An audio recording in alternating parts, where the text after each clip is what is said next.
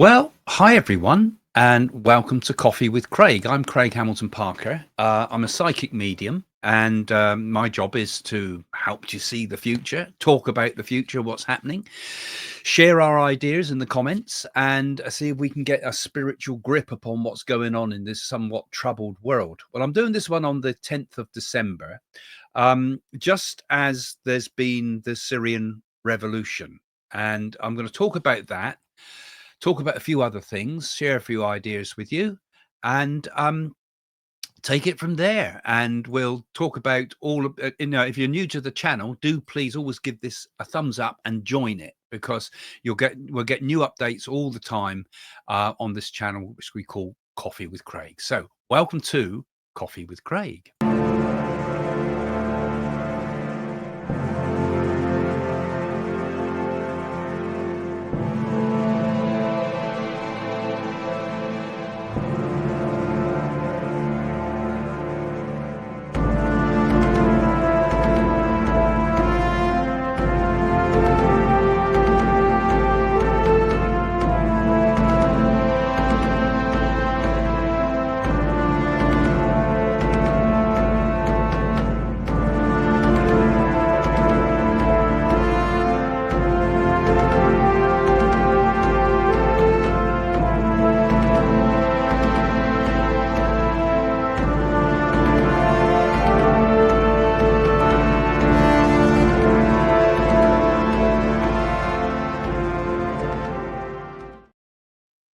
Well, hi again, and I'm going to share with you a few of my thoughts about what's happening with Syria and the Middle East in general. And I've already done this quite a number of times on the channel, of course, but also to share with you some of my thoughts a little bit later on, I think, about where the world's going, and will we really reach a golden age, and will it be in our lifetimes? We talked about that before on this channel, and I'm going to talk about it a little bit towards the end. But here we are now today with Syria being going through a major revolution, and that dreadful man Assad being pulled from power, shoved off to Russia. Wouldn't want him in our household, would we? I mean, it's not going to look good on Putin, all of this.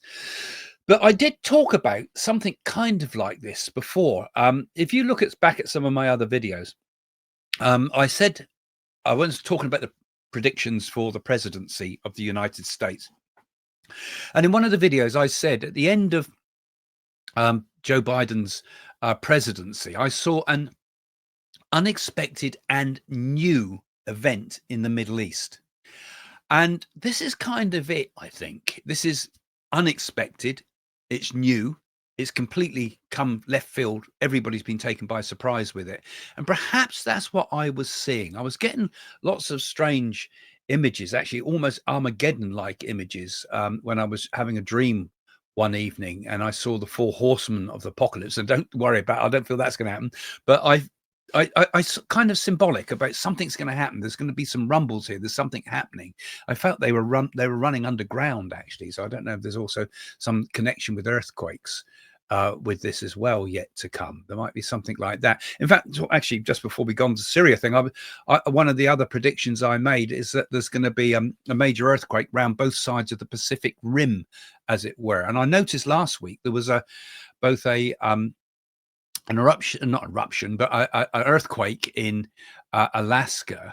And one of my clients from Taiwan rang me to say they just had seismic activity there in Taiwan as well, which makes me wonder if this is something that's happening around the world. I get the feeling we're going to have a period ahead of a lot of earthquakes coming up in the near future, and certainly through 2025.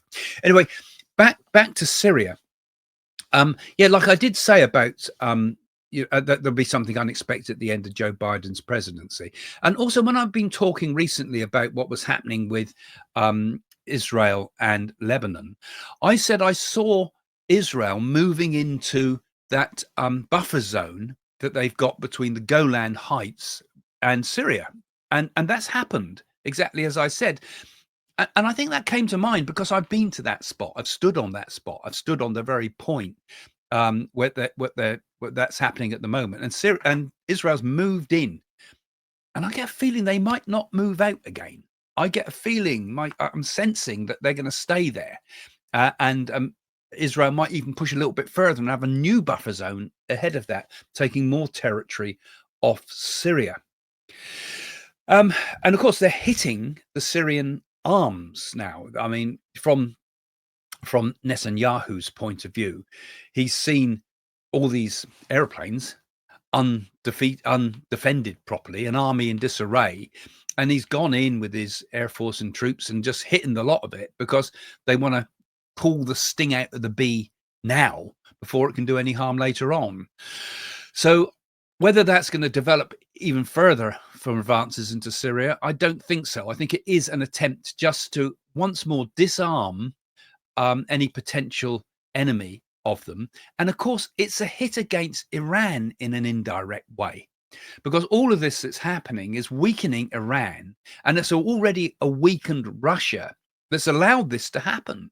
Has allowed this revolution to happen in Syria because it was Iran's influence and it was Russia's influence that stopped that last attempt to get rid of Assad with such dreadful consequences, and lots of people being put into those horrible torture prisons and so forth happening. Shameful. But so that stopped it. But now we've suddenly got a sort of a jubilant population in Syria. And sadly, you're kind of reminded of what happened in both Iraq and in Libya. I mean, when they got rid of Gaddafi, everybody was cheerful and thank goodness we've done it. And now it's turned into a complete wasteland, really. It's a real pariah state again. Same with Iraq. What a mess. That's still quite a mess. So will Syria go that way? Well, we've got this HTS, haven't we? Which I can't remember what it stands for now, but basically they were a terrorist movement. They were very much linked in with Al Qaeda, weren't they? And with ISIS and things like that. And my feeling with that Abdu Muhammad Al Jolani, I get the feeling he means it. I get a feeling with him when I tune into him. I feel okay. He's an Islamic extremist on lots of levels, but I do feel he wants to make the best for Syria. So I get the sense he's going to want to make a kind of benign dictatorship, if there's such a thing.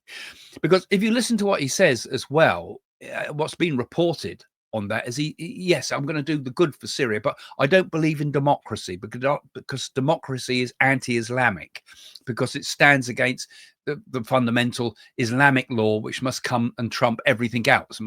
Domestic law is not as powerful as Islamic law, which is, of course, an extremely dangerous thing in most people's opinion, I think, because it stops democracy in its tracks. So we're not going to get democracy anytime soon there.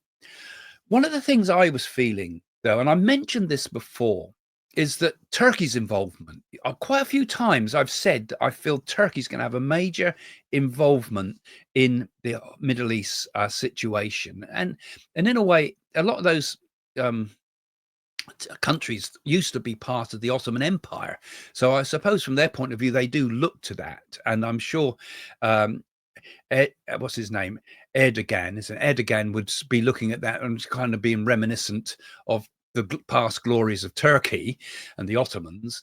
But I feel as if they're going to go in. I get a sense that they're going to go in. We're going to see actual Turkish troops in Syria, and trying perhaps even to stop the idea of a Kurdish state.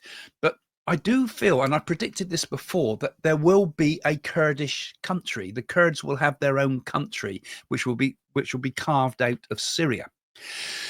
And if you look back to a lot of my earlier predictions, when the first Syria problems all happened and there was the first attempted revolution which failed, I said eventually I see Syria being partitioned and divided. So could we not have a Kurdish state? Could we not have part of it not being given back by Israel and something else happening, maybe in the rest of it being divided into another two states? So it'll be 1, 2, 3, 4 sort of states made out of one Syria. Could that work? That's how I see it. I saw it before quite strongly, that happening, and it does feel to me like it's kind of coming round again, that we're going to get that situation. Will America get involved? Trump says no, he's not going to get involved. My feeling is he will have to get involved because there's a certain amount of oil there, and there's a lot of importance of American influence there still, and particularly around the Kurds. So I get the sense that America, like it or not, will get involved. And Russia would also need to get involved, certainly on a diplomatic level, at the very least, to try to keep their bases there. I feel those bases are going to go. And I might even see an American base in there eventually. So those are some of my feelings with that. And one other thing, what has Israel got planned with all this? Is there some hidden agenda there? Because what they've done is they've disarmed, as it were, in their view, Gaza. They've disarmed Lebanon. They've disarmed Syria. All these are the wings that Iran were reaching out into the world with. Iran is weaker than it's ever been now because of all this. I still think they're going to hit Iran. Even if Trump's in power, they'll still hit Iran, and they might even want to try to do it soon, I feel, while Biden is weak, while America, it's very difficult for them to act unilaterally in a situation, because if Biden tried to do anything, everybody be up in arms because he's not the authority to do it now. So yes, it's a difficult situation. Those weak situations are not good. I also see jihadists coming out of this again, unfortunately. I see jihadists coming out of the Syria situation and more terrorist attacks in Europe. I have said this already in my 2025 predictions on the bigger video, but I see that problem happening again. Also interesting to think how it's going to affect Putin, because it's made him look pretty bad. This was where American influence was in that area, in Syria, and there the Russian influence. The Russians. This was our Russian sense of power. All that's been taken away, so it could weaken Putin. I don't feel Putin's got long with us. I get the sense that Putin may be pulled from power. Look how quickly that revolution has happened in Syria. You would have thought that Assad could be pulled from power so quickly. Could it happen to Putin as well? So give me your thoughts on that, guys, because I think it's very interesting at these early stages to feel, what do we think? I mean, I know a lot of other astrologers come on here and other psychics come on this channel, and we've kind of formed a community in the comments in many ways. And so put your thoughts, put your comments, and what do you think?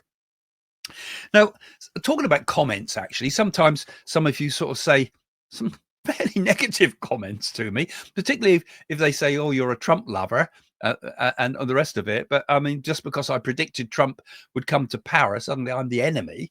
But anyway, in the comments, it's quite interesting to see what you have to say there. But one of the other predictions, I think, when you make predictions, it's not whether I get them right or wrong or what. Obviously, some of the stuff that I say to you is bound to be influenced by what I see and hear in the news sometimes, and I try very hard to push that out of my my consciousness when I make a prediction.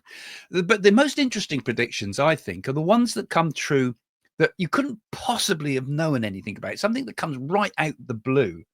And one of the predictions I made in the recent video, actually, on the 2025 predictions, the big one, was I said that there would be a scandal in the BBC, but it would be about, it would be on Strictly Come Dancing. There would be a Strictly Come Dancing sex scandal.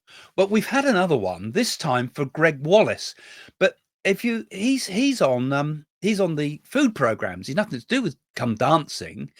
But then suddenly we get this. I see this front page in the Sun, which says Strictly had Wallace complaint 10 years ago. So there you go. I saw it. I saw the headline, and who would have thought it was Strictly Come Dancing? So that was a bang on kind of a small prediction, but I think those are the most interesting ones. A bit like that other one that I popped up on the end of my trailer at the end, where King Prince Charles at that time was hit by an egg, and it happened a few days later. And similarly, when I said about Trump would have an assassination attempt, and it happened 3 days later, those are the ones that make you think about these predictions, and make me think sometimes, well, I didn't quite expect it quite so suddenly. But you get these urges, these feelings, and I'm sure other psychics that joined this channel feel similarly. So are we now in a time of great calamity ahead? Because we see all these things happening in the Middle East, and it makes you think: is it Armageddon? Is it some of the predictions that were for the sort of the end of the world type of thing?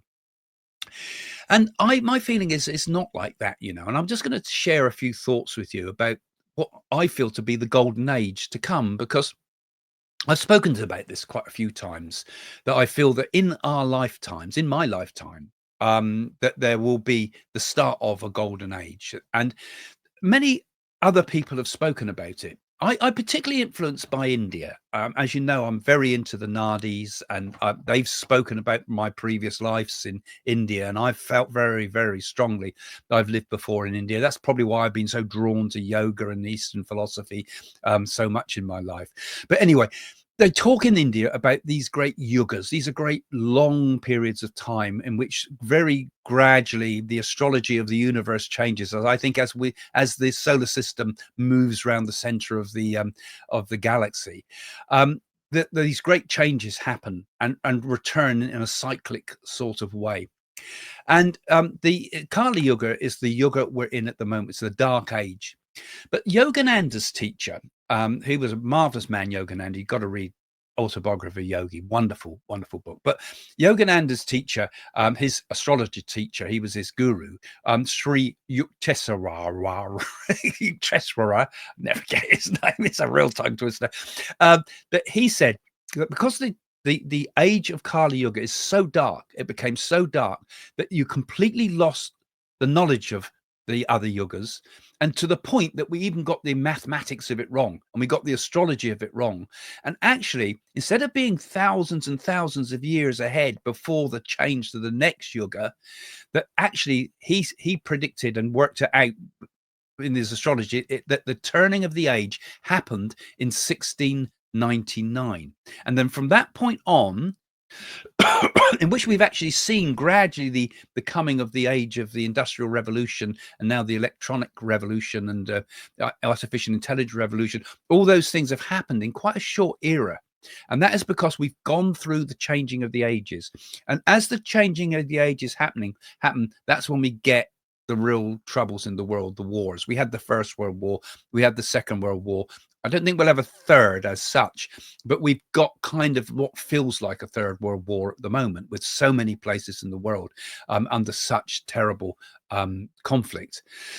But from this comes the next stage, which is called the Dwapara Yuga. And this is an age that will last for 2,400 years and should be a delightful age, particularly governed by things like energy and electronics, which is happening, and space exploration and technology, and in particular energy. And perhaps in this age, we're going to find a way of getting unlimited energy, 0 point type of energy type thing. I have a very strong feeling that this age is going to be hallmarked by energy, that we could change our environment. We could terraform Mars and things like that, because we'd have unlimited energy, for example, to desalinate water and have as much water as the world needs, things like that. And that follows ultimately by the Tetra Yuga, and follows finally by the Satya Yuga, which is the age of the great enlightened time. When great enlightened, everybody is like enlightened, and people live for many, many thousands of years even. I mean, they say that human lifetime will be extended in that period of time. And I think also quite important, this, I've always said, I feel it's happening soon. I don't feel the Dwapara Yuga, as it were, or whatever we want to call it, the golden age, the next golden age, because it will be a far better time than we're living in now. I don't feel that it's centuries and centuries ahead. I feel it's close to us. And when you look at some of the other teachers around the world. I was looking at some of them, and so many. I made a list of ones that I could think of who have spoken about a coming of a golden age in our time, in the decades rather than in the centuries. Sri Aurobindo. Okay, I'll get his Indian. I don't know. I can't pronounce the words, can I? Sri Aurobindo, a very interesting teacher. He talked about things like supramental consciousness. He spoke about, and he spoke about the time when a divine life would be lived on Earth, and that this transformative time would be with us very soon. I feel it is, isn't it? Many people are thinking more in these ways. Swami Vivekananda was another very important teacher who came from India, brought the many of the Vedic Advaita teachings to Europe and to America in particular, and had huge conferences in which the whole ideas of yoga and Sanatana Dharma type of teachings were given to the world for the first time. And he spoke very much about a global awakening and a global coming of a new spirituality fueled by India from his point of view. Also, the Naadis talk about this too. It's written very many times in the Naadis about the turning of the ages, and that we'd have a new era of purification, followed by a time of spiritual enlightenment. And even the Christian prophecies, when you think about it, I mean, I think many of the things in the book of Revelation are often interpreted apocalyptically, but I think there's often that many of them, these things I think are misread, I feel. But they, on the positive side of those prophecies, it talks about, is it a new heaven and a new earth, it says, doesn't it, in there will be a new heaven and a new earth, a symbol of transformation of everything, really, heaven and earth transformed. And even then there's a dawning of a golden age following a period of global transformation. And Edgar Casey, another one that spoke very often about quite apocalyptic times in many respects, but talked also about an eventual spiritualizing of the world, and the importance he spoke about universal love and the unity of mankind. All those things are coming. I mean, many of the prophecies, I mean, the Hopi prophecies are there too. They also spoke about the fifth world and a time of an era of peace and unity. And then there's Lakota prophecies. That's white buffalo calf woman, I think it was called. That this foretells of a spiritual time of awakening and balance. It was symbolized by the birth of a white buffalo. I mean, these prophecies are supposed to be in our time. Even the Mayan prophecies, what people spoke about very much around 2012, when the Mayan prophecies calendar seemed to end. But could that be the turning point, the time when humanity chooses the new path? And similarly, even in Islam, and particularly in the Sufi prophecies, there's lots of references to a time of a dawn of spiritually renewed world. And so many of those Sufi mystics talk about a period of love ahead. And also within spiritualism, many of the spirit guides have spoken about these things. Also, particularly in theosophy, and Madame Blavatsky, Helena Blavatsky, and Alice Bailey, they talk about a time when humanity will move into the Aquarian age, which is another way of looking at this, the birth of Aquarius. And they talk about the Great White Brotherhood, that there's a great spiritual hierarchy of enlightened masters guiding the world, and that they're guiding us into a new time coming up in these years ahead. And similarly, I've spoken about Yogananda, but there was also Rudolf Steiner, anthroposophy, I think they call his philosophy.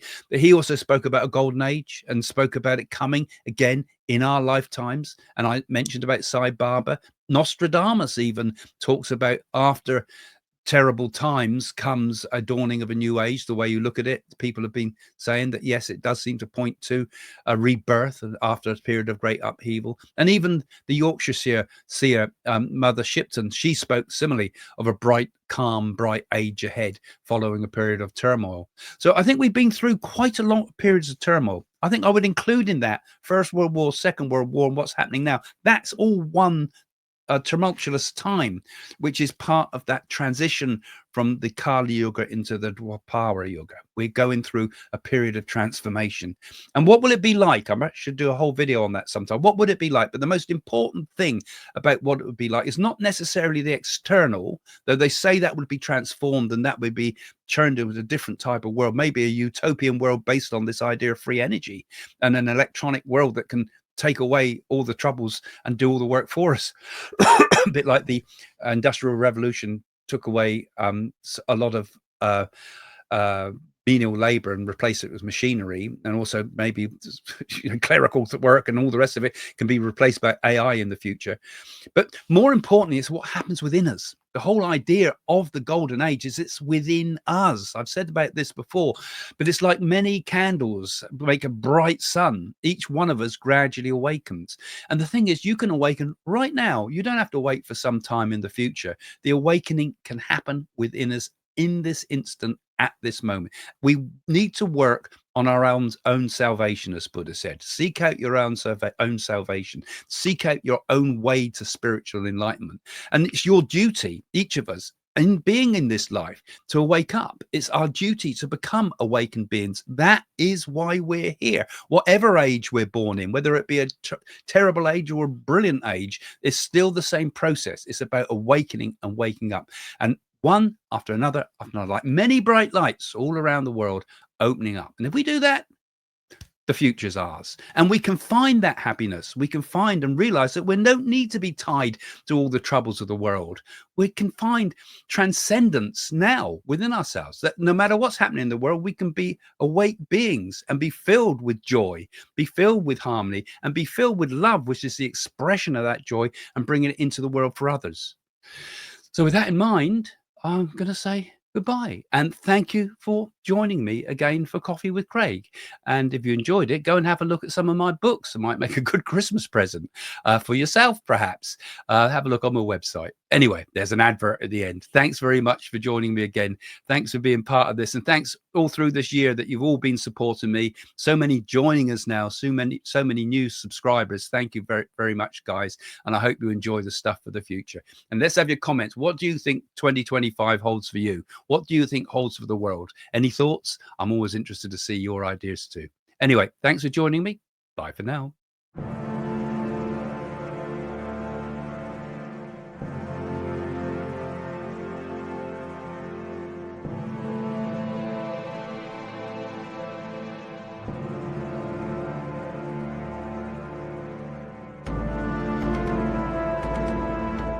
If you look back at my earlier predictions, and in particular the predictions I made on the newspaper, The Sun's website, I did actually say on there, the actual words were, there will be a flu epidemic linked to bioterrorism.